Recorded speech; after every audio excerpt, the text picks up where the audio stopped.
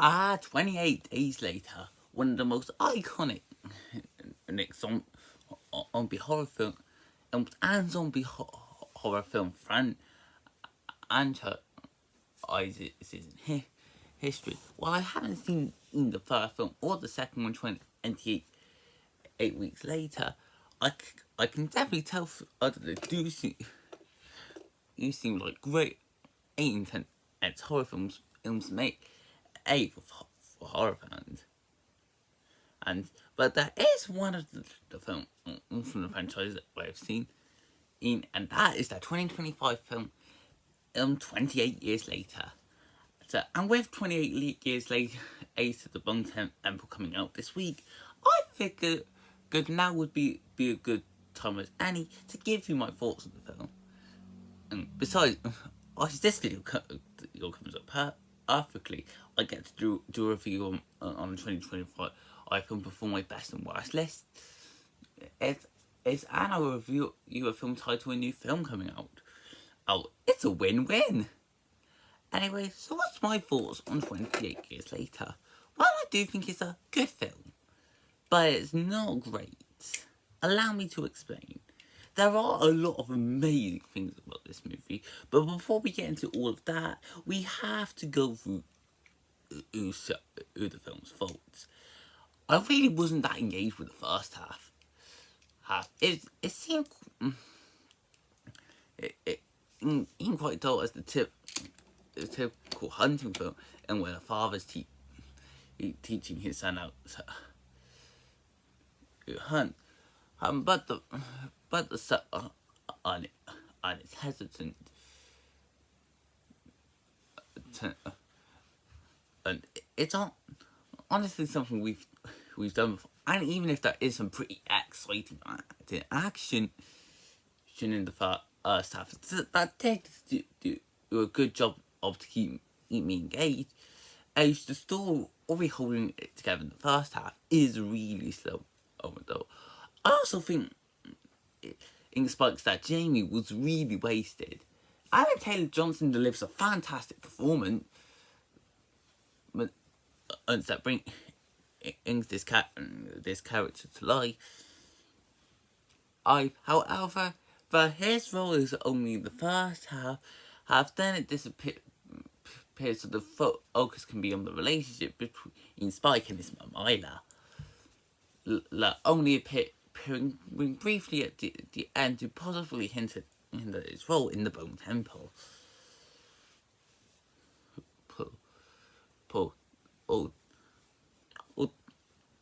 There was definitely potential for an interesting character. And like I said before, Aaron Taylor-Johnson's performance is amazing, but if only he was written better. But while I'm on the topic of actors, I'll say that's probably one of 28 Years Later's biggest strengths. And each of the actors do a fantastic job with their performances. And do help elevate their characters. This is especially the case with Alfred Ellis as Dr. Kenston.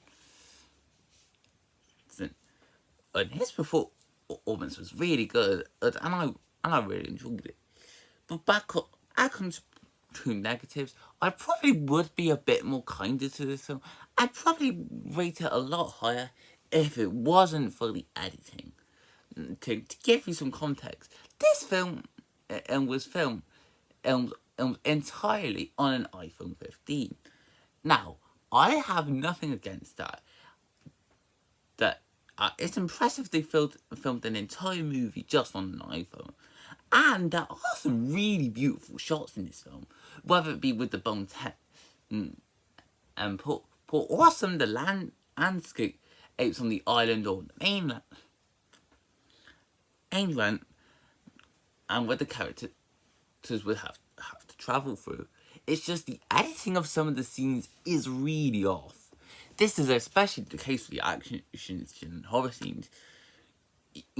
For the most part, I was pretty engaged with some of the stuff that was going on, but with the camera constantly moving, and the film going from one cut to the other, it was like I was getting a bit of whiplash From watching the film, while I wasn't really able to keep a proper focus because of everything that was happening on screen.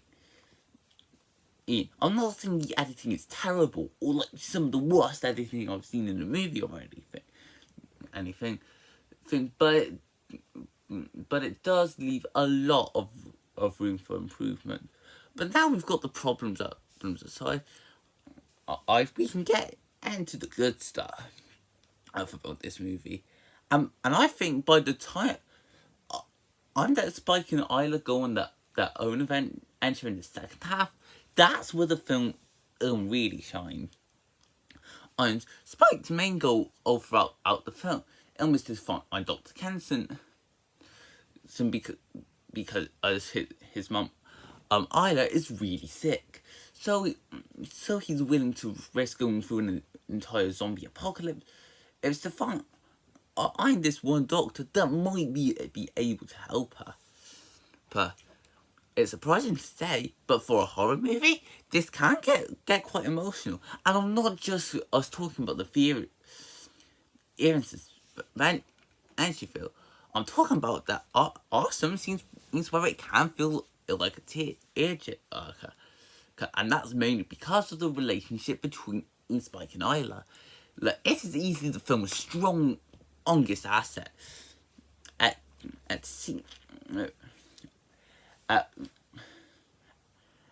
where Spike's doing everything he can and to care for his mother, but what Isla's condition gets a lot worse where it does messes with her mind and memory. And when it comes to the scene where the two have to say goodbye, I'm not ashamed to admit that I was close to the tears. Isn't that scene? I also think that Dr. Kenson was a pretty good character. His role is pretty short, but I think that's because they're saving it more for the Bone Temple pull down for this film. So I can't really complain about his short run or lack of screen time, because I do know that this will be a problem that will probably be fixed in next film. But yeah, he was a really good character, and his little relationship with Spike and Isla was quite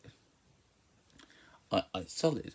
Also, even if the editing does ruin some of the action scenes there are times where it can be really intense, and this is especially the Ace when they're on the bat and the train, and they have to protect the baby from being affected. Only the baby itself, Alpha, isn't infected, but they have to protect her from assault. Older in Eric, who quickly goes from ally to foe, which I don't mind. He's not meant to be a big character, so having him have a small role like that's perfectly fine for me. So overall, in my opinion, I think 28 Years Later is a good film, but it could have easily been a lot better. There are some amazing things about this that could have made it for a fantastic feature. Like the Great Heart, an amazing second half, powerful emotion, and a wonderful relationship in between Spike and Isla, as well as some beautiful cinematography. An amazing actor.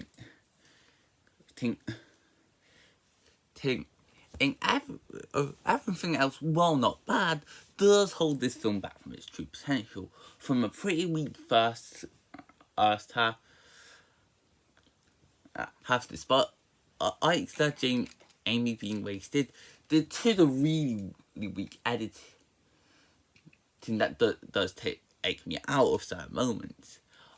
I definitely still think this is a really good film, and if you're a fan of horror films films, or the previous 28 days later or 28 weeks later films, then you're most likely going to have a great time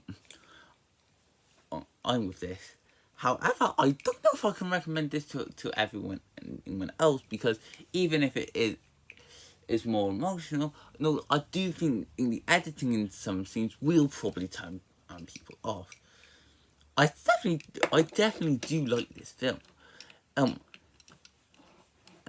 But I'm kind of disappointed by it, because I do feel like I could love it.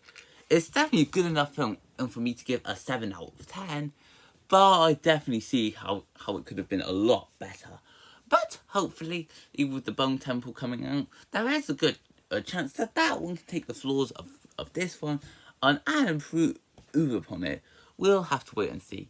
So I hope you guys enjoyed this video. Feel free to comment, like, and subscribe, and I'll see you next time. Bye!